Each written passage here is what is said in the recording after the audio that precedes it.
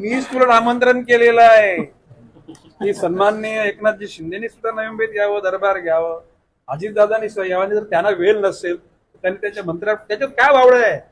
येऊन लोकांना भेटलं. समजा आज मला काही 450 टोकन आले ते पण 30,000 ते लोक भेटली 600च्या वरती, म्हणजे कुठलं निवेदन. उद्याला ह्या ठिकाणी उद्याला एकनाथ शिंदे 1200 लोक आले, 1200 लोकांचे प्रश्न सुटले तर नवी मुंबईच्या जनतेचे प्रश्न सुटले, त्या गोष्टीचा मला आनंद असेल.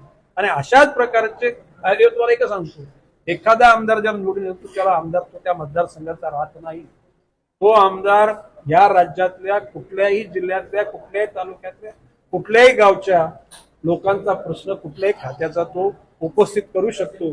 आणि ज्यावेळेस प्रश्न विचारल्यानंतर ती प्रॉपर्टी सभागृहाची होती. तर सभागृहामध्ये एखाद्या आमदारांनी प्रश्न विचारला तरी त्याच्या अनुषंगाने वो प्रश्न अन्य आमदार. अशाच प्रकारचे सरकार ही सामूहिक जबाबदारी आहे. माननीय मुख्यमंत्री एक कॅप्टन असतात, परंतु त्यांच्या बरोबर असलेले व्हाईस कॅप्टन 2 आहेत आपल्याकडे. आणि आता आम्ही सुद्धा खेळाडू आहोत. आता त्यांची महाराष्ट्रात थांबणार नाही अशी घोषणा केल्यानंतर आम्ही थांबून कसं जमेल. आम्ही गतिमान झालं पाहिजे, शक्तिमान झालं पाहिजे.